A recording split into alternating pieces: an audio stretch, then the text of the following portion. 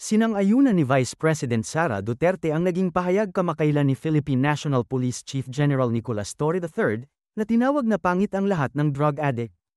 Ayon kay VP Sara, totoo na may masamang epekto ang ilegal na droga sa kalusugan.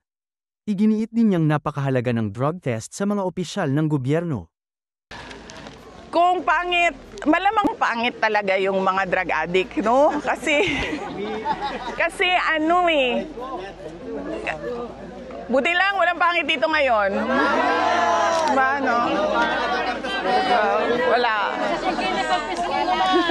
Kaya nga po ang pupogi ng mga pulis dito eh, pero yung sa atin, no comment po. Kasi saan na ba ako? Malamang papangit ka talaga pag addict ka kasi, di ba yon, hindi ka kumakain ng maayos, hindi ka natutulog ng maayos, at wala nang laman yung utak at tiyan mo niyan eh. Kasi di ba, na lang yan, para kang zombie, para kang tulala lagi pag nagdodroga ka. So, oo, kasi nangingiwi ka na, kasi nga wala nang vitamins and nutrients yung katawan mo. Kaya totoo yan talaga. Papangit talaga yung mga addict, pangit talaga sila. Salamat po. Well, lahat sila dapat. No, hindi lang yung mga contractors dahil yung mga contractors ay mga tauhan din sila ng mga members of the House of Representatives. Kung maalala ninyo, meron akong ginawa na interview noon kung bakit ako umalis sa Department of Education. Binagyat ko doon na 2 tao lang ang nagde-decide sa budget ng Pilipinas. Yun ay si Martin Romualdez at si Zaldico. At yung mga kasamahan nila o mga grupo nila, kasama din nila yon sa paghati-hati noong budget ng Pilipinas. Dahil nakita namin yon sa Department of Education, nabanggit namin yon kay BBM na ganun ang ginawa, pero noon ay wala siyang reaction. Tapos bigla ngayon, meron na siyang reaction. Paniwala ko, ginagawa nila yan para lang sabihin sa susunod na baha na, tingnan nyo, may ginawa naman kami. Pinaghahandaan niya lang yung excuse niya para sa susunod na baha. Ma'am, in the recent survey of WR Numero Research, you appeared as the early frontrunners for the 2028 national election. Despite of the issues, ma'am, you are taking the lead nationwide with 31.4%. Sapat na ba itong numbers, ma'am, to convince you to run as president? Ang problema ko kasi sa mga surveys ba, kasi hindi ko alam kung reliable sila or hindi, kung anong survey man yun, no? Pero assume na lang natin na very reliable yung survey na yan. Una, yung pagpapasalamat ko sa ating mga kababayan sa patuloy nila na pagtitiwala kahit na tuloy-tuloy yung atake at paninira sa akin at sa aming opisina sa Office of the Vice President. Yan din yung dahilan kung bakit ako inaatake, kasi lahat ng gustong tumakbong Pangulo, syempre ang uunahin nila talaga na hilain pababa ay yung nangunguna. Kaya parang in a way, blessing siya dahil nandyan yung tiwala ng mga tao at malaki yung pasasalamat ko dahil naniniwala sila sa kakayahan ko na magtrabaho para sa ating bansa. Pero hindi din siya maganda or mabuti para sa akin dahil ako din yung hinahabol ng mga nangangarap na maging Pangulo ng Pilipinas. Thank you. Okay. Juby, ano man ang ask you? Okay. Vice, meron akong mabilis. Yung first question ko, kumusta po yung executive check-up ng ating Pangulo, dating Pangulo? Yung medical check-up? Hindi ko po, wala po akong update, wala po akong balita na meron siyang executive check-up na ginawa. Pero yung sa po ninyo, na-meet nyo siya, no? Yung aura nung health niya?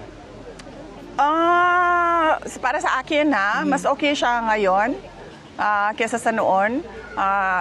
Noong nakakasama ko siya noong buong taon ng 2024 kung saan buwan-buwan namin pinaplano yung elections sa Davao City, yung nakaraang elections, kung paano gawin yung kampanya, yung election, lahat yon. Buwan-buwan namin yun pinagmimitingan nung 2024. Sa tingin ko, maganda yung, in a way, blessing yung nangyari na nagkaroon ng ibang perspective o parang second opinion sa mga doktor. Nagkaroon ng doktor dito sa Netherlands dahil baka siguro na-review yung mga gamot na ibinibigay sa kanya. Kasi napansin ko,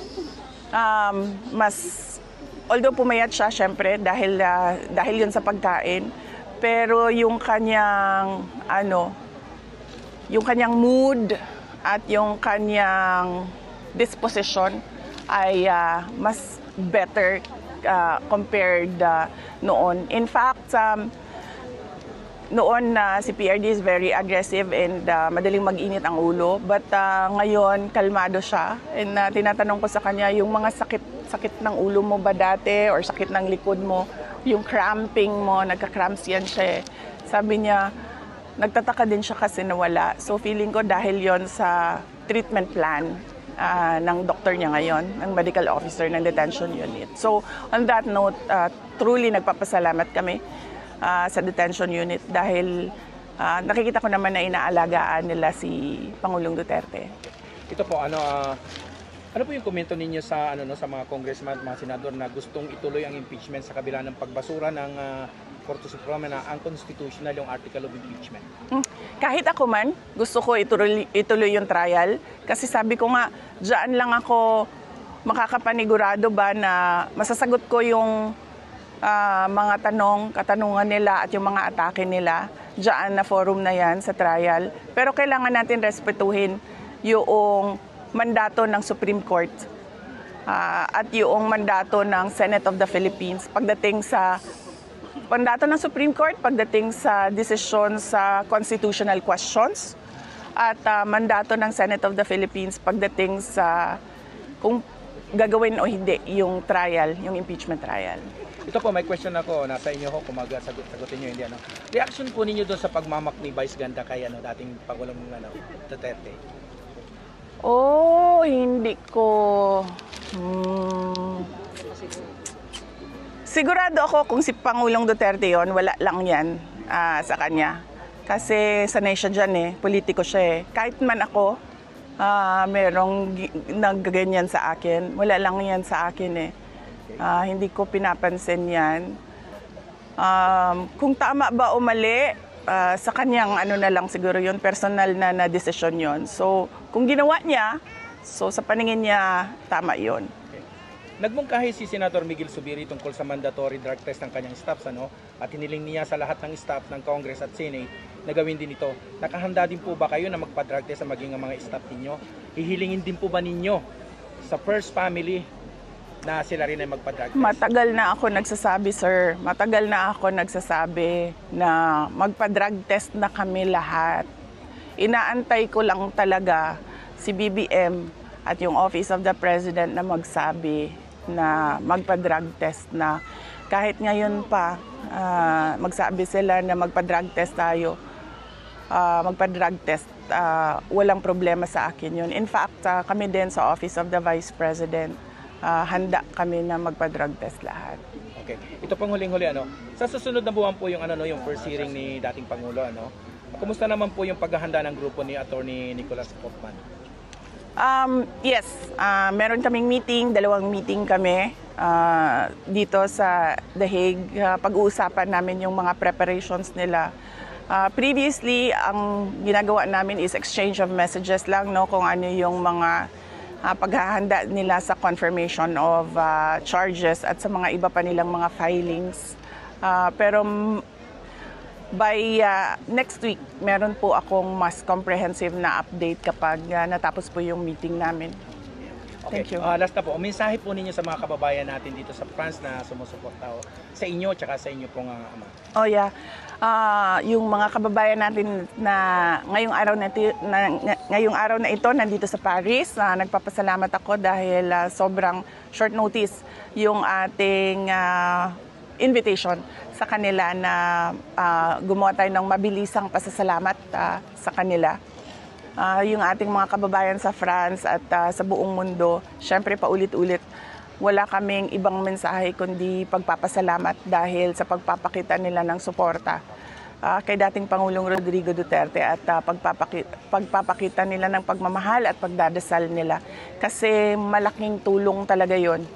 Naniniwala talaga ako na, tulad ng impeachment ko, sir, wala kaming ginawa noon Wala kaming ginawa sa Supreme Court, wala kaming ginawa sa Senate dahil sinabi ko sa mga kasamahan ko, hindi natin kayang labanan 'yan kasi nakaupong presidente yung kalaban natin.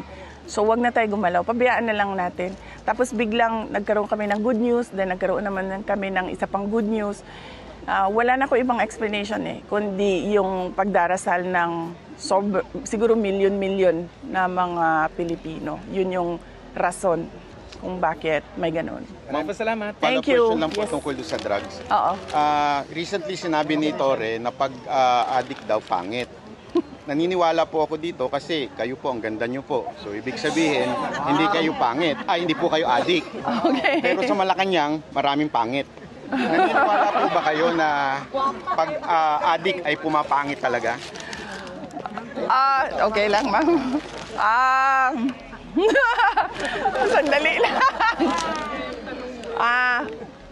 Unang-una, bago yung kakatawanan unang-una, napakahalaga kasi ng drug test.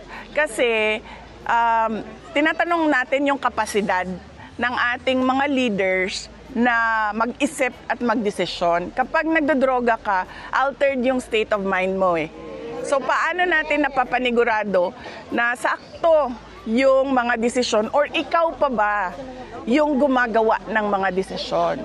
So napakahalaga talaga ng drug test. Kasi it goes into the competency of the person in office.